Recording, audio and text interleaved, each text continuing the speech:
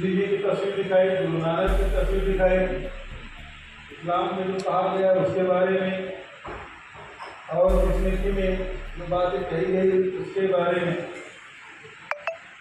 बात कही और एक उदाहरण देके उन्होंने बताने का प्रयास किया कि आप जो लोगों को डरा रहे हैं पिछले 10 साल से भय का वातावरण है, विपक्ष के नेताओं को, उद्योगपतियों को, व्यापारियों को जिस प्रकार से आप डरा रहे हैं वो हमारे भारतीय सभ्यता में इसका कोई स्थान नहीं है। श्री जी की तस्वीर दिखाने पर उभर गए भारतीय जनता पार्टी के लोग और वहीं बाद में उन्होंने कहा कि आप भारतीय जनता पार्टी के नेताओं की तरफ इशारा करते उन्होंने कहा कि आप हिंदुओं का प्रतिनिधित्व नहीं करते। न मोदी जी करते हैं, न आरएसएस करते हैं, न बीजेपी करते हैं। आप हिंसा और भय का वातावरण पूरे देश में बना के रखे हैं जो गलत है। और इसी बात पर भारतीय जनता पार्टी इस बात को दुष्प्रचार करने में लगी हुई है कि हिंदुओं को आक्रामक कहा, हिंसक कहा, जबकि जिन्होंने भाषण सुना है राहुल जी का उन्होंने देखा और उदाहरण से उन्होंने बताया भारतीय समाज कभी हिंसा को प्रश्रय नहीं दिया बल्कि सत्य के लिए आग्रही रहा है और सत्य के रास्ते से चलते हुए अहिंसा के माध्यम से समाज को जोड़ने की बात कही है। चाहे भगवान श्री की बात हो, चाहे भगवान बुद्ध की बात हो, भगवान महावीर की बात हो, गुरु नानक देव की बात हो, सबने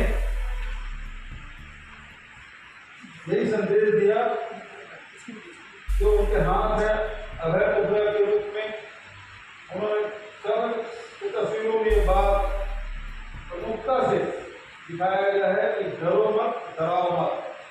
जो अभय मुद्रा है तो गुरु घासीदास जी को मानने वाले भी बड़ी संख्या में है, उनका भी संदेश यही है कि सत्य के रास्ते में चलना है, अहिंसा के मार्ग में चलना है। और जो सत्य के रास्ते में चलेगा वो हिंसा कर ही नहीं सकता।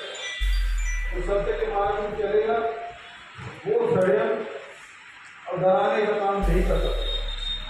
लेकिन भाई और आरएसएस का इतिहास यही रहा है, डरा के, षड्यंत्र करके, हिंसा के माध्यम से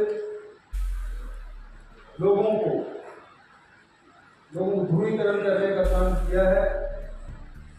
और आज इस प्रेस कॉन्फ्रेंस के माध्यम से मैं यही कहना चाहूँगा कि हिंदू समाज, हिंदू धर्म हमेशा सहिष्णु रहा है। मैंने अनेक बार पत्रकार वार्ता में बात कही है कि कांग्रेस,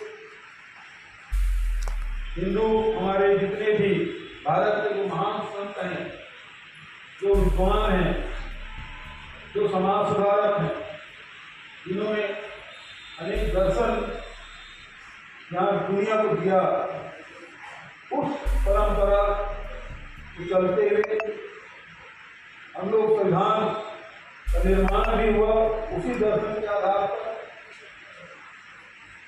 और उस रास्ते पे कांग्रेस चलती है। भारतीय जनता पार्टी, आरएसएस जो राष्ट्रवाद है वो हमारे परंपरागत राष्ट्रवाद नहीं है। जो भारत हजारों साल से जो परंपरा चली आ रही है उस रास्ते पे नहीं चल रही, बल्कि ये इनका राष्ट्रवाद आयोजित है। मुसोलिनी और हिटलर से प्रभावित इनका राष्ट्रवाद है। ये हमेशा विरोधियों को दबाने, कुचलने का काम लोग करते रहे और इसी कारण से ये कभी जो मतभेद है ये महात्मा गांधी का रास्ता है कि मतभेद को संवाद के माध्यम से हल किया जाए।